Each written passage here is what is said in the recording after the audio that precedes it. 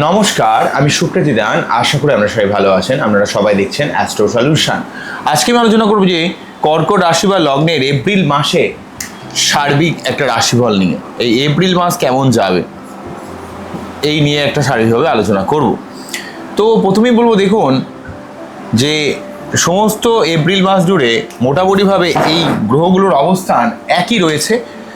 যেখানে কেতু রয়েছে সেকেন্ড হাউসে, রাহু রয়েছে অষ্টমভাবে, বৃহস্পতি রয়েছে দ্বাদশভাবে, শনি রয়েছে নবমভাবে। এটা কিন্তু অনেকদিন ধরে কন্টিনিউ করছে, তাই এপ্রিল মাস এটাও কোনো ব্যতিক্রম নয়।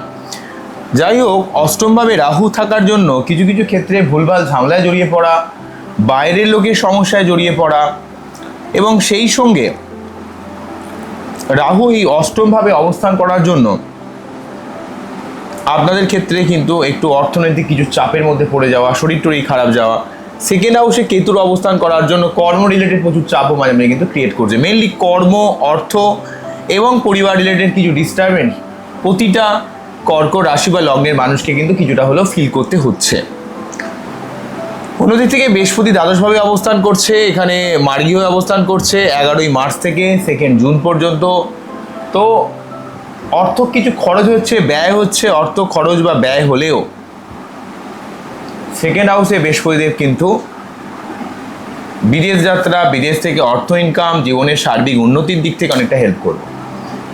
এবং সেই ক্ষেত্রে বৃহস্পতিদেব যেহেতু কর্কট রাশি বা লগ্নের ক্ষেত্রে নবমপতি এবং ষষ্ঠপতি, তাই ষষ্ঠপতি হয়ে দ্বাদশভাবে মানে যেই জিনিসটা দীর্ঘদিন ধরে আটকে রয়েছে, থেমে রয়েছে, অর্থাৎ এখানে একটা বিপরীত রাজযোগের প্রভাব কিন্তু দেবে। তাই যে কাজটা দীর্ঘদিন থেমে রয়েছে, আটকে রয়েছে, তেমন কাজে কিন্তু আপনারা অনেক সফলতা লাভ করবেন, যেহেতু বৃহস্পতিদেব ষষ্ঠপতি হয়ে দ্বাদশভাবে রয়েছে। অন্যদিক থেকে বলতে গেলে বৃহস্পতিদেব এখানে দ্বাদশভাবে অবস্থান করে বিদেশ যাত্রা, বিদেশ থেকে অর্থ ইনকাম বা বিদেশ কেন্দ্রিক দিক থেকে বা যে কোনো আধ্যাত্মিকতা, গবেষণা, তন্ত্র মন্ত্র, জ্যোতিষ, বিভিন্ন আধ্যাত্মিক জায়গায় জীবনে কিন্তু অনেকটা উন্নতি করানোর চেষ্টা করবে। বৃহস্পতিদেব এখান থেকে তার পঞ্চম দৃষ্টির মাধ্যমে চতুর্থ ভাবকে প্রভাবিত করার জন্য ঘর বাড়ি সংক্রান্ত ব্যাপারে, পরিবার কেন্দ্রিক ব্যাপারে, মানসিক শান্তির ব্যাপারে অনেকটা হেল্প করবে বা পজিটিভ প্রভাব দেবে। বৃহস্পতিদেব ষষ্ঠ ভাবকে প্রভাবিত করার জন্য যে কোনো কম্পিটিশনে আপনাকে জয়লাভ করানোর ব্যাপারে, রোগ ঋণ শত্রুতার জায়গা থেকে একটা পজিটিভ ফল দেওয়া, বা আপনার জীবনে সার্বিকভাবে অনেক অনেক সমস্যা থেকে কিন্তু আপনাকে টেনে বার করে আনবে। অন্যদিক থেকে রাহুর নেগেটিভ প্রভাবটাকেও কিন্তু বৃহস্পতি অনেকটা কমাবে, অষ্টমভাবে রাহুর উপর বৃহস্পতির প্রভাব পড়ছে বলে। তবে বৃহস্পতি আপনার বাচ্চারে কতটা ভালো না খারাপ সেটা কিন্তু বাচ্চার দেখে কিন্তু বিচার বিবেচনা করতে হবে। বোঝা গেল কি বললাম? তো যাই হোক, এই হলো মেন জায়গা। নেক্সট যে ব্যাপারটা বলবো, নবমভাবে শনি অবস্থান করার জন্য আপনাকে কিন্তু সপ্তমপতি নবমে লাইফ পার্টনারের দিক থেকে কিছু সহযোগিতা আসবে, বা যারা প্রেম করে বিয়ে করতে চাইছেন বা নতুন কোনো সম্পর্কের মধ্যে যেতে চাইছেন সেক্ষেত্রে কিন্তু পজিটিভ হবে। কিন্তু নবমভাবে শনি কিন্তু আপনাকে অনেক পরিশ্রম করে, চেষ্টা করে, লড়াই করে, নিজের জায়গায় যথেষ্ট যত্নশীল থেকেই কিন্তু যে কোনো কাজ কিন্তু মেলাতে হবে। কারণ ভাগ্যস্থানে শনি রয়েছে মানে কিন্তু আপনাকে ভাগ্যের ব্যাপারে যথেষ্ট এফোর্ট দিতে হবে, যথেষ্ট লড়াই করতে হবে এবং আপনাকে হার্ড অ্যান্ড সেল চেষ্টা করতে হবে। তবেই কিন্তু আপনি যে কোনো কাজে আলটিমেট সফলতা লাভ করবেন। না হলে কিন্তু সব কাজ কিন্তু লাস্ট মুহূর্তে থেমে যেতে পারে, আটকে যেতে পারে, ভুল বোঝাবুঝি হতে পারে, এই ধরনের কিছু সমস্যার মধ্যে আপনাকে পড়তে হতে পারে। তবে শনি নবমভাবে যেহেতু সপ্তমপতি এবং অষ্টমপতি হয়ে নবমভাবে রয়েছে, অনেক অনেক সমস্যা থেকে কিন্তু আপনি অবশ্যই রক্ষা পাবেন। ঠিক আছে, এই ব্যাপারটা রয়েছে। অন্য দিক থেকে বলতে গেলে দেখুন, রাহু যেহেতু অষ্টমে রয়েছে, ভুলভাল ঝামেলায় জড়িয়ে পড়া এবং সেই সঙ্গে কিন্তু কিছুটা পেটের সমস্যার মধ্যেও কিন্তু আপনাদের ফেলছে। পেটের সমস্যা বা গ্যাস অম্বল রিলেটেড কিছু সমস্যা, এগুলো কিন্তু সমস্ত কর্কট রাশি বা লগ্নের মানুষকে কিন্তু ক্রিয়েট করছে। যাদের কোনো লিভারের সমস্যা বা গল ব্লাডার স্টোন বা যে কোনো এই ধরনের কোনো সমস্যা, পেট রিলেটেড কিছু ব্যাপারে আপনাদের কিন্তু অবশ্যই সাবধান হতে হবে। তো যদিও কিন্তু 2 জুনের পর বৃহস্পতিদেব লগ্নে প্রবেশ করবে এবং বা রাশিতে প্রবেশ করবে এবং সেক্ষেত্রে কিন্তু অনেকটা পজিটিভ প্রভাব কিন্তু দেবে। তো যাই হোক, এক্ষেত্রে সবথেকে ব্যাপারগুলো যেগুলো বলি স্পেসিফিক্যালিভাবে এপ্রিল মাসের, যেহেতু 2026-এর রাশিফল নিয়ে আলোচনা করছি, মেন যে জায়গাগুলো আপনাদের ক্ষেত্রে বলতে হবে সেটা হচ্ছে যে দেখুন, রাহু কেতুর এক সাইডে সব গ্রহগুলো রয়েছে, এই সাইড টোটালি ফাঁকা পড়ে রয়েছে। অর্থাৎ এর যদি লগ্ন বা রাশি হয় তাহলে তৃতীয়, চতুর্থ, পঞ্চম, ষষ্ঠ, সপ্তম, তা এই টোটাল ঘরগুলো কিন্তু ফাঁকা পড়ে রয়েছে। তো এই কালসর্বযোগ চলছে। সুতরাং কালসর্বযোগ মানে অত্যন্ত একটা আনস্টেবিলিটি, অস্থিরতা, ভালো না লাগা, যে কোনো জায়গায় একটা ডিস্টারবেন্সের মধ্যে পড়ে যাওয়া, এই কালসর্প যোগের জন্য কিন্তু আপনাকে অনেক সময় নিজের শরীর খুব একটা পারমিট করবে না, বিভিন্ন বিভিন্ন দিক থেকে আপনাকে একটা অস্থিরতার মধ্যে মাঝে মাঝে পড়ে যেতে হতে পারে। এখানে কালসর্প যোগের জন্য মাঝে মাঝে কিন্তু আপনার শরীর টরীর খারাপ যেতে পারে, মানসিক অস্থিরতা কাজ করতে পারে। এই ব্যাপারগুলো কিন্তু আপনাদের ক্ষেত্রে রাহু কেতুর এক সাইডে সব গ্রহগুলোর অবস্থান আপনাকে সব দিক থেকে একটা অস্থির করে তুলবে, ঠিক আছে। এবং অলরেডি আমরা দেখতে পাচ্ছি একটা যুদ্ধের মতো অবস্থা, ভোটের একটা মৌসুম থাকবে এবং সেক্ষেত্রে কিন্তু আমাদের প্রত্যেককে কিন্তু একটু অত্যন্ত সাবধান হতে হবে। আমাদের আর্থিক একটা সার্বিক বিশ্বে মন্দার দেখা দিচ্ছে, আমাদের শরীর টরীর ভালো লাগছে না, মানসিক একটা অস্থিরতা কাজ করছে। কালসর্প যোগের জন্য একটা অত্যন্ত আনস্টেবিলিটি, মানসিক অস্থিরতা, মানসিক চাপ, মানসিক ডিপ্রেশন, এগুলো কিন্তু কালসর্প যোগের জন্য ক্রিয়েট করছে। এই ব্যাপারে আপনাদের প্রত্যেককে অবশ্যই অনেক সাবধান হতে হবে। নেক্সট যে ব্যাপারটা আপনাদের ক্ষেত্রে বলবো সেটা হচ্ছে, দেখুন সবথেকে বড় কথা যে ব্যাপারটাকে না বললেই নয়, শনি নবমভাবে খুব একটা নেগেটিভ ফল দেয় না, কিন্তু কথা হচ্ছে শনি যেহেতু এখানে মঙ্গল এবং রবির সঙ্গে অবস্থান করছে, শনি রবি যোগ এবং শনি মঙ্গল যোগ, শনি রবি যোগ মানে হচ্ছে বীজ যোগ। তাই আপনাদের দ্বিতীয় পতি রবি যেহেতু এখানে শনির সঙ্গে যুক্ত হয়েছে, নবমভাবে থাকলেও সে কিন্তু খুব একটা ভালো ফল দিতে পারছে না। শনি রবি যোগের জন্য পিতার শরীর স্বাস্থ্য নিয়ে কিছু সমস্যা, আপনাদের কিছু আর্থিক চাপ, আপনার ঊর্ধ্বতন কর্তৃপক্ষের সঙ্গে কিছু বতসা বেঁধে যাওয়া, বিশেষ করে কাজের জায়গায়। শনি রবি যোগের জন্য কিন্তু অনেক সময় পিতার সঙ্গে মনোমালিন্য হয়ে যাওয়া বা আপনার কোনো কোনো ক্ষেত্রে একটু নিজস্ব সম্মানহানিরও কিছু ব্যাপার কিন্তু মাঝে মাঝে ঘটিয়ে দিচ্ছে, বা ইমিউনিটি পাওয়ারকে কিন্তু খুব ডিস্টার্ব করছে। শনি রবি যোগ এই যে বীজ যোগের জন্য অনেক কাজ দেখবেন হয়ে গেছে, প্রায় হয়ে যাবে কাজটা, সেই কাজও কিন্তু অনেক ক্ষেত্রে আটকে যাচ্ছে, থমকে যাচ্ছে, যেটা কিন্তু কখনই হওয়ার কথা নয়, কিন্তু সেই কাজ মাঝে মাঝে থমকে যাচ্ছে, সেই কাজ মাঝে মাঝে আটকে যাচ্ছে। শনি রবি এই বীজ যোগের জন্য এই ব্যাপারটা ক্রিয়েট করছে, ঠিক আছে। তো অন্যদিক থেকে মঙ্গল 2 জুন থেকে আর 2 এপ্রিল থেকে রাশি পরিবর্তন করে যখনই নবমভাবে প্রবেশ করবে, তাই মঙ্গল এবং শনি একসঙ্গে যুক্ত হবে। তাই এখানে 2 এপ্রিল থেকে 11ই মে পর্যন্ত শনি মঙ্গল যোগ অত্যন্ত অস্থিরতা, খিটখিটে ব্যাপার, যুদ্ধ বিগ্রহ, রক্তপাত, অ্যাক্সিডেন্ট, এই ব্যাপার এবং মানসিকতার মধ্যে একটা অস্থিরতা ব্যাপার কিন্তু ক্রিয়েট করতে পারে। শনি মঙ্গল যোগ মানুষকে আরও বেশি উগ্র বানিয়ে দেবে, শনি মঙ্গল যোগ মানুষকে খিটখিটে করে দেবে, একটা হিংসাত্মক মেন্টালিটি বানাবে, সবসময় একটা লড়াই, সবসময় একটা প্রতিহিংসা। শনি মঙ্গল যোগ কিন্তু মানুষকে অত্যন্ত অস্থির করে তোলে।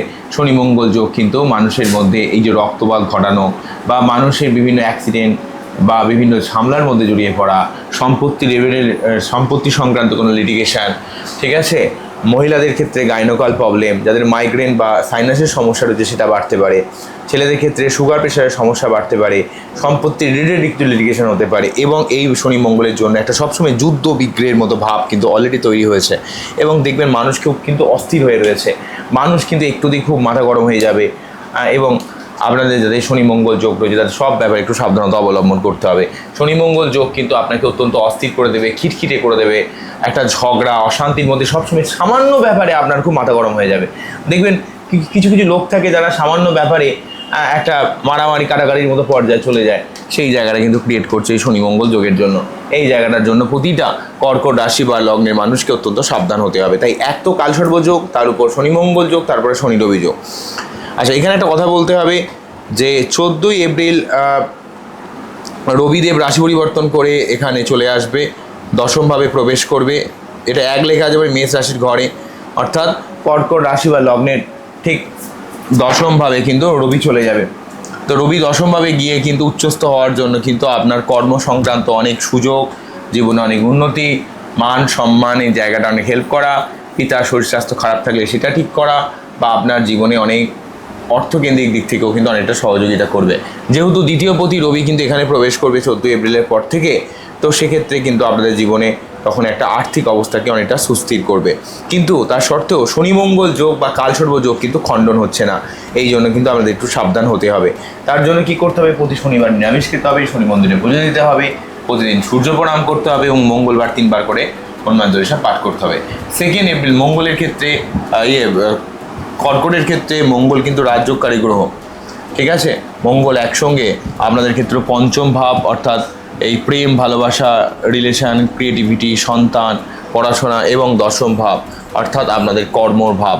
তাই পঞ্চমপতি এবং দশমপতি হয়ে যেহেতু ডিস্টার্ব হয়ে থাকবে, তাই আপনাদের প্রফেশনাল ফিল্ডেও কিছু না কিছু ডিস্টারবেন্স, আপনার বুদ্ধি খুব ফ্যাকচুয়েট করবে, আপনার মাথা খুব গরম হবে, আপনার কিছু পেটের সমস্যা ক্রিয়েট করতে পারে, সন্তানের শরীর টরীর খারাপ হওয়া বা সন্তানের সঙ্গে কিছু মনোমালিন্য বা সন্তানের কিছু লাইফে ডিস্টারবেন্স আসতে পারে, বা সেই সঙ্গে কিন্তু আপনার অনেক ক্ষেত্রে ব্যবসায়িক দিক থেকেও কিন্তু কিছুটা ডিস্টারবেন্স হতে পারে।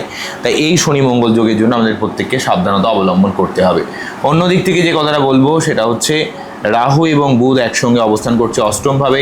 যদিও বুধ কর্কট রাশি বা লগ্নের ক্ষেত্রে খুব একটা শুভ গ্রহ নয়, যেহেতু এখান থেকে দ্বাদশপতি এবং তৃতীয়পতি হয়ে যেহেতু অষ্টমে অবস্থান করছে, তাই আপনাদের ক্ষেত্রে বিপরীত রাজ্য যে কাজটা দীর্ঘদিন থেমেই রয়েছে, আটকে রয়েছে, সেই সংক্রান্ত কাজে আপনাকে যথেষ্ট হেল্প করবে। কিন্তু এখানে বুধ রাহু যেহেতু একটা বুদ্ধিনাশ দোষ, আপনি অনেক ক্ষেত্রে অনেক কথার মাধ্যমে অনেক কাজ টেনে বার করে আনবেন, আবার অনেক ক্ষেত্রে আপনারা এমন কিছু মাথা গরম করে ফেলবেন, এমনভাবে আপনি রাগ জেদ অ্যাগ্রেশন দেখাবেন, যার জন্য কিন্তু অনেক কাজ আপনার আটকে যেতে পারে বা অনেক কাজের মধ্যে আপনার একটা মিসকমিউনিকেশন তৈরি হতে পারে বুধ রাহু এই যোগের জন্য। তাই এখানে বুধ কিন্তু 11ই এপ্রিল রাশি পরিবর্তন করে এখানে নবমভাবে প্রবেশ করে, এবং সেক্ষেত্রে শনির সঙ্গে যুক্ত হওয়ার জন্য বুধ কিন্তু আপনাদের অনেক কাজের দিক থেকে আপনাকে অনেকটা হেল্প করবে, আপনাকে বুদ্ধি খাটিয়ে যে কোনো সমস্যার থেকে টেনে বার করে আনার চেষ্টা করবে। তাই এই মাসে 3টে রাশি পরিবর্তন থাকছে। একটা হচ্ছে 11ই এপ্রিল বুধের রাশি পরিবর্তন, বুধ অষ্টম ভাব থেকে নবম ভাবে প্রবেশ করবে, ভাগ্যস্থানে বুধ প্রবেশ করবে, এবং আপনার ভাগ্যস্থানে বুধের প্রবেশের জন্য একটা সার্বিকভাবে সব ব্যাপারে কিন্তু আপনাদের জীবনে একটা কানেকশানের জায়গাটা, কমিউনিকেশনের জায়গাটা কিন্তু অনেকটা বৃদ্ধি পাবে। ঠিক আছে। অন্য দিক থেকে বলতে গেলে 14ই এপ্রিল রবি রাশি পরিবর্তন করে উচ্চস্থ, এবং সেক্ষেত্রে শনির প্রভাব মুক্ত হওয়ার জন্য শনির দ্বারা যে রবির যে সমস্যা সেটা কিন্তু অনেকটা কাটবে। ঠিক আছে। মান সম্মান হানি, পিতার দিক থেকে কিছু ডিস্টারবেন্স বা ঊর্ধ্বতন কর্তৃপক্ষের সঙ্গে যে বাক বিতণ্ডা সেই জায়গাটা কাটবে। অন্যদিক থেকে 19শে এপ্রিল পর্যন্ত শুক্রদেব দশমভাবে থেকে কিন্তু আপনার কর্মের জায়গাটা যথেষ্ট হেল্প করার চেষ্টা করবে বা অর্থ লাভ করানোর চেষ্টা করবে। কিন্তু 19শে এপ্রিলের পর থেকে শুক্রদেব রাশি পরিবর্তন করে এখান থেকে যেহেতু রাশি পরিবর্তন করে যেহেতু একাদশভাবে প্রবেশ করবে, এবং সেক্ষেত্রে একাদশভাবে প্রবেশ করার জন্য আপনাদের জীবনে সার্বিকভাবে একটা অর্থকেন্দ্রিক ব্যাপারে, জীবনের স্বপ্ন পূরণের ব্যাপারে, জীবনে উন্নতির ব্যাপারে, এবং যেহেতু সেই চতুর্থপতি এবং আপনাদের ক্ষেত্রে একাদশপতি, তাই পরিবার কেন্দ্রিক ব্যাপারে, আপনার অর্থ ইনকামের ব্যাপারে, জীবনের সার্বিক ইচ্ছা পূরণের ক্ষেত্রে আপনাকে কিন্তু শুক্রদেব অনেকটা হেল্প করবে। তবে যাই হোক, এই যে এপ্রিল মাস নিয়ে কথা বলছি, এই মাসে কিন্তু কালসর্প যোগের জন্য আনস্টেবিলিটি, শনি রবি যোগের জন্য অত্যন্ত মাথা গরম হয়ে যাওয়া, এবং শনি রবি যোগের জন্য একটা মান সম্মান হানি হয়ে যাওয়ার একটা ব্যাপার কিন্তু ঘটাচ্ছে। ঠিক আছে। তো এই জন্য কিন্তু কি করতে হবে, কালসর্প যোগ যেহেতু চলছে, তাই রাহুর মন্ত্র পাঠ করুন, প্রতি শনিবার নিরামিষ খান, শনি মন্দিরে পুজো দিন, এবং প্রতি মঙ্গলবার 3বার করে হনুমান চল্লিশা পাঠ করুন, প্রতিদিন সূর্য প্রণাম করুন। অনেক সমস্যা আপনার জীবন থেকে কিন্তু কেটে যাবে, আপনারা জীবন অনেক ভালো থাকতে পারবেন। আমি টোটাল অনুষ্ঠানটি কি করলাম, এখানে কোনোভাবে নেগেটিভিটি বলার জন্য বলছি না, আপনাদের কাছে ওভারঅলভাবে এই ঘটনাটা ঘটছে, এর জন্য এই ব্যাপারগুলো আসছে, সেই জিনিসটা আপনাদের কাছে দেখালাম, বোঝালাম। ঠিক আছে। আমার এই টোটাল অনুষ্ঠানে কি কতটা ভালো লাগলো, কতটা ফিল করলেন, কতটা বুঝলেন, অবশ্যই আমাকে কমেন্ট সেকশনে জানাবেন। আমরা খুব ভালো থাকুন, অ্যাস্ট্রোলজি দেখতে থাকুন। নমস্কার, থ্যাংক ইউ।